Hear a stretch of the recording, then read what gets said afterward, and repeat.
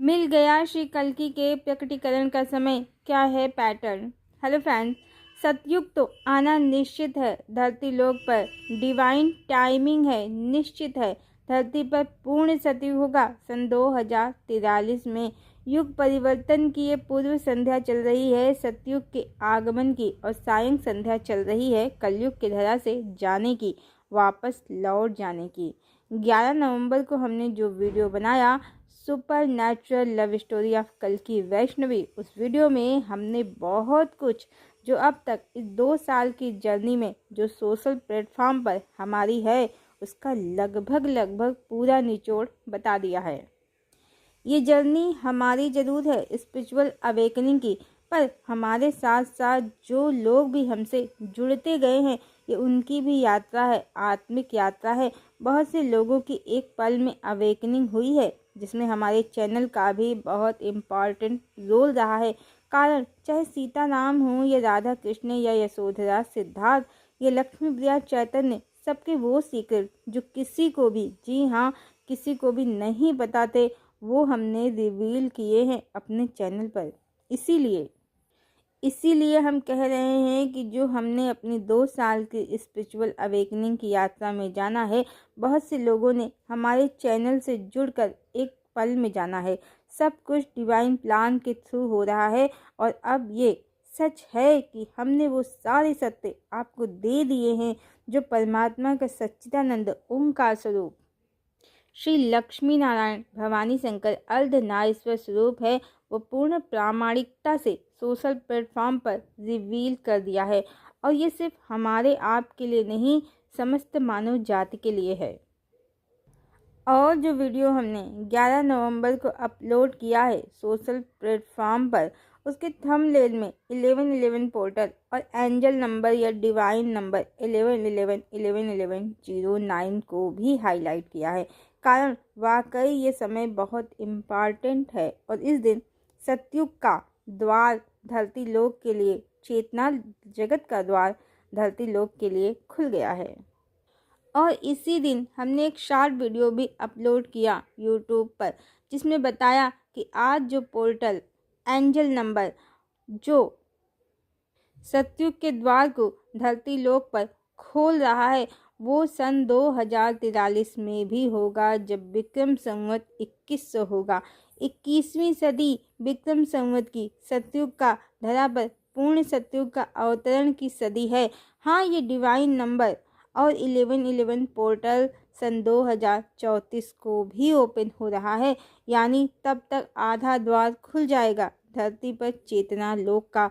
तो बहुत संभव है उस समय कल्कि यानी 2034 में कल्कि प्रकट हों, सबके सामने हों। और ये समय वो समय भी हो सकता है जब भारत का चाइना और 13 मुस्लिम देशों के साथ युद्ध हो। उस समय परमात्मा अपनी उपस्थिति से सबको एक बड़ा सरप्राइज दे सकते हैं। अभी तो थोड़ा ही द्वार खुला है सतयुग का, जाता हुआ कलयुग असुरता की चरम सीमा को दिखा रहा है धरती लोक पर, और परमात्मा भी चुपचाप बैठे हैं।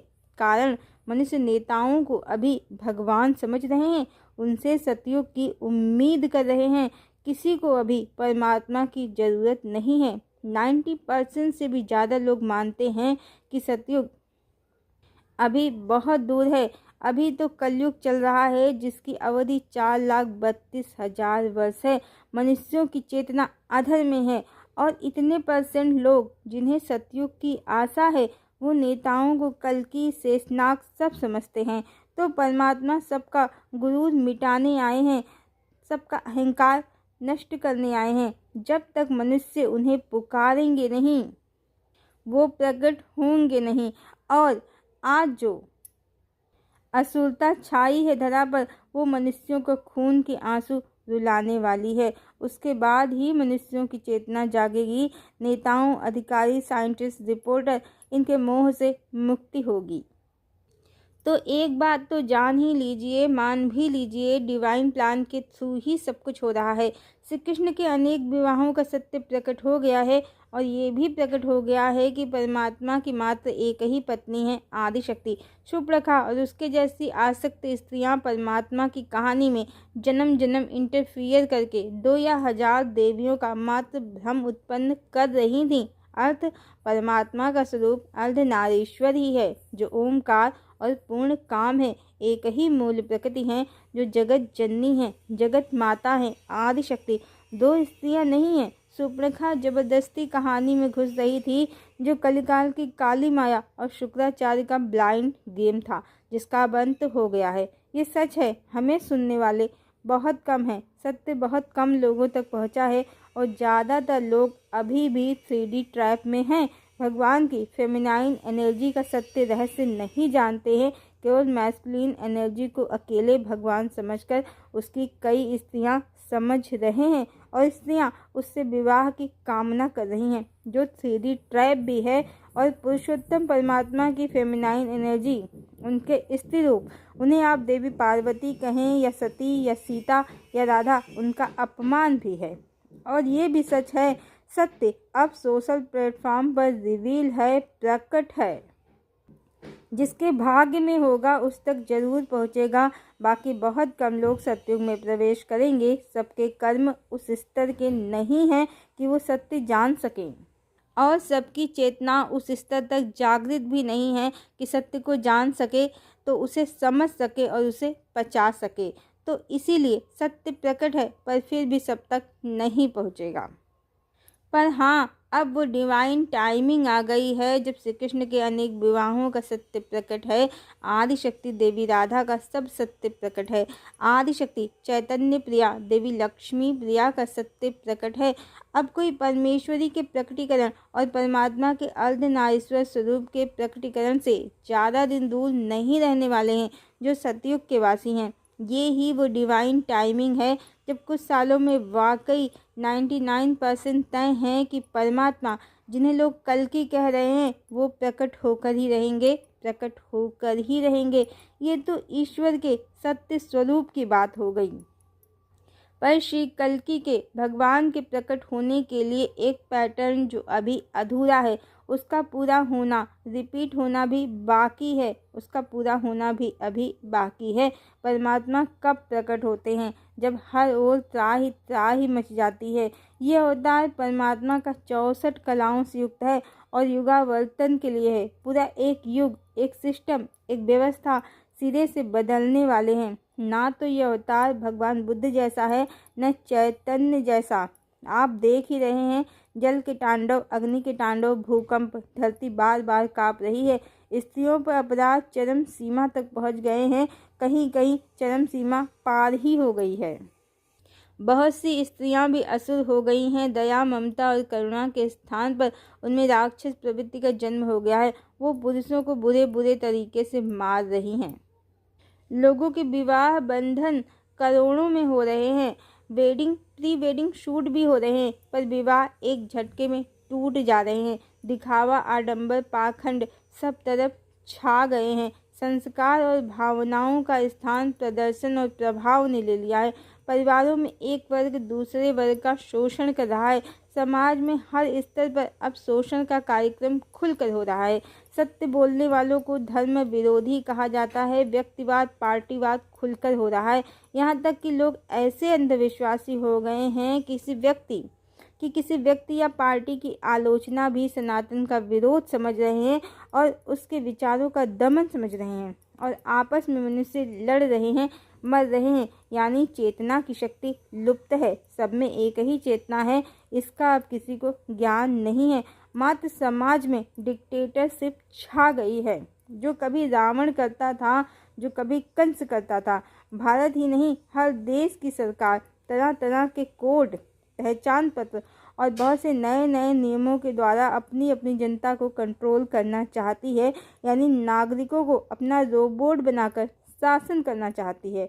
वर्तमान में ज़्यादातर देशों में जो सत्ता में हैं, अब वो हमेशा बने रहना चाहते हैं और ये लोग ऐसी टेक्निक और दवाओं को भी पाना चाहते हैं, जिससे ये कभी मरे भी नहीं, यानी अजय हो जाएं। बिल्कुल रावण और कंस का पैटर्न अब रिपीट हो रहा है।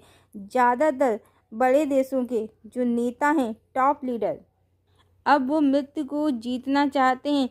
पिछले दिनों ये न्यूज़ थी चर्चा में, जब चाइना में पुतिन और किम जोंग मेहमान थे, कि उन्होंने ऐसी टेक्निक और जीन्स ढूंढ लिए हैं जिससे वो अब मरेंगे नहीं। और भारत की जनता में भी बहुत से पीएम के प्रशंसक भी मांग कर रहे थे कि ये टेक्निक हमारे पीएम को भी मिल जाए और वो भी अमर हो जाएं। हम लोग उसी दिशा में बढ़ रहे हैं। डोनाल्ड ट्रंप स्वयं को भगवान का दूत समझते हैं और मोदी जी भी कहते हैं कि वो नॉन बायोलॉजिकल हैं। वैसे वो शरीरधारी ही हैं, उनके माता पिता भी शरीरधारी ही रहे हैं। उनके फॉलोअर्स उनको कल्कि, शेषनाग और भगवान विष्णु का अवतार समझते हैं। यहाँ तक कि उनका मंदिर भी है। हम सभी जाने अनजाने उसी दिशा में बढ़ रहे हैं। जब हम किसी मनुष्य को भगवान मान रहे हैं और अभी जो कुछ लोगों को अच्छा लग रहा है, बाद में उनको ज़रूर पीड़ादायक होगा, क्योंकि हम सब एक डिक्टेटरशिप के जाल में फंसते ही जा रहे हैं। बाद में हम इससे चाह कर भी पीछा नहीं छुड़ा पाएंगे, क्योंकि इस समय जो भारत के मनुष्यों की समझ है वो चेतना के तल पर शून्य ही है। वो किसी व्यक्ति विशेष को अवतार या भगवान समझ लेते हैं और उसकी बातों को परम सत्य मान लेते हैं और उसकी आलोचना को परम सत्ता का विरोध, जिसका लाभ भविष्य में उस सत्ताधारी को ही मिलेगा। धीमे धीमे सभी मनुष्य, सारी प्रजा पूरी तरह से कंट्रोल में आ जाएगी उस सत्ताधारी के। दूसरे देशों में बिगड़ती अर्थव्यवस्था, अव्यवस्था, पेट्रोल डीजल का अभाव, जन सुविधाओं में कमी, सब विद्रोह का कारण बन रहे हैं। वहाँ विद्रोह हो रहे हैं, सरकार का विरोध हो रहा है, पर भारत की सरकार शासन करने का पैटर्न जानती है। उसने प्रजा को हिंदू मुस्लिम में फंसा दिया है। आगे आप देख ही रहे हैं, आए दिन देश में दंगे फसाद हो रहे हैं। सब इसी दिशा में बढ़ते जा रहे हैं। इसके बाद यहाँ के लोगों को व्याभिचार, मदिरापान, मांस भक्षण, सोशल प्लेटफॉर्म पर राग रंग से फुर्सत भी नहीं है कि वो गलत तंत्र का विरोध कर सकें। उनके माइंड की कोडिंग हो गई है इस तरह से कि जो हो रहा है सब सही हो रहा है। जहाँ सरकार नाकाम है वो विदेशी एजेंडा है, जहाँ सरकार कामयाब है वो हिंदुत्व की, सनातन की विजय है। पर हो क्या रहा है? धीमे धीमे मनुष्य एक ट्रैप में फंसते जा रहे हैं। ईर्ष्या द्वेष के साथ ही जल, वायु, पृथ्वी और आकाश सभी तत्व दूषित होते जा रहे हैं, जिससे शारीरिक और मानसिक दोनों ही स्वास्थ्य मनुष्यों के प्रभावित हैं। ऐसे में सत्य को जान पाना, सब में एक ही चेतना को देख पाना संभव नहीं है और धीमे धीमे इस तरह भारत की जनता एक बड़े ट्रैप में फंसती जा रही है। और एक दिन वो आएगा जब वाकई सबका दम घुटने लगेगा। क्योंकि भारत के लोग व्याभिचारी, पाखंडी, दंभी और आत्मशक्ति से भी दुर्बल हो चुके हैं, तो वो विद्रोह तो शायद ही करें। इस समय कितने ही बाबा लोग, गुरु लोग प्रवचन करता मात्र इसलिए सत्ता पक्ष की तरफ दिखते हैं क्योंकि सत्ता पक्ष ने सनातन का चोला ओढ़ रखा है। विरोध मतलब सनातन का विरोध, मतलब जान से हाथ धोना। राजनीति धर्म के अनुसार होनी चाहिए, पर इस समय राजनीति के अनुसार धर्म चल रहा है। तो भारत में अभी विद्रोह करने की कोई शक्ति नहीं है। यहाँ सिर्फ भविष्य में दम घुटेगा और प्रजा, वैसे भी कितने लोग, कितने व्यापारी, किसान जो न्यूज़ में बताया ही नहीं जाता है, मुश्किल हालातों को झेलते झेलते आत्महत्या कर लेते हैं। तो प्रजा एक दिन अंदर ही अंदर घुटने लगेगी, सबका दम घुटेगा। सब ईश्वर को पुकारेंगे, नकली भगवान से मुक्ति चाहेंगे। सब और त्राही मच जाएगी। तब ही वो समय होगा जब कल्कि का प्रकटीकरण होगा। तभी वो समय होगा जब भगवान कल्कि का प्रकटीकरण होगा। और ये कुछ ऐसे होगा जब भारत, चाइना और 13 मुस्लिम देशों का युद्ध छिड़ जाएगा। भारत की सरकार बैक फुट पर होगी, आर्मी फ्रंट में होगी, लेकिन उसकी क्षमता क्या इतने सारे देशों से मुकाबला करने की होगी? तब ईश्वरी शक्ति अपनी लीला दिखाएगी। तब ईश्वरी लीला होगी, एक अदृश्य शक्ति रक्षा करेगी भारत की सेना की। भारत पर फेंके गए दुश्मन के द्वारा परमाणु बमों को, परमाणु अस्त्रों को हवा में ही वो अदृश्य शक्ति ईश्वर की निष्फल कर देगी, प्रजा की रक्षा करेगी। तो जो एस्ट्रोलॉजर कहते हैं कि कल की बिजनेसमैन होंगे या विस्फोट में से प्रकट होंगे, उनको कुछ ज्ञान नहीं है परम चेतना का, उसकी लीला और उसके प्रभाव का। तब परम सत्ता रक्षा करेगी भारत की सेना की अपनी अनंत शक्तियों से। भारत इस युद्ध को जीतेगा। इसके बाद दुनिया से वर्तमान राजनीति और राजनेताओं का अंत होगा। उनका काला खेल समाज को लूटने का समाप्त होगा और सतयुग के वासी परमात्मा के द्वारा सतयुग में प्रवेश भी करेंगे। इस समय जो दिव्य आत्माएं होंगी 3D में भी और 5D में भी, वो सभी परमात्मा का साक्षात्कार करेंगे। तीनों लोग श्रीहरि की स्तुति करेंगे। सतयुग को धरा पर उतारने के लिए, असुरता का अंत करने के लिए ऋषि, संत और महात्मा भगवान का बारंबार आभार मानेंगे और परमात्मा के दर्शन कर स्वयं को कृतार्थ मानेंगे। तो अभी समय है, थोड़ा समय है, हो सके तो भगवान के शादी बच्चों की खबरों से निकलकर थोड़ा समय स्वाध्याय, सच्चिंतन और सद्कर्मों, सद्विचारों को दें। सतयुग में प्रवेश करने योग्य बने। सतयुग को तो धरा पर प्रकट होना ही है, श्री कल्कि को तो प्रकट होना ही है, पर उनके दर्शन कलयुग वासियों को नहीं, सतयुग वासियों को ही मिलेंगे। तो जब पार्टीवाद, व्यक्तिवाद और पॉलिटिक्स से मोह भंग होगा मनुष्यों का, सब ओर मचेगी त्राही त्राही, तब परमात्मा अवश्य प्रकट होंगे। हरिओम।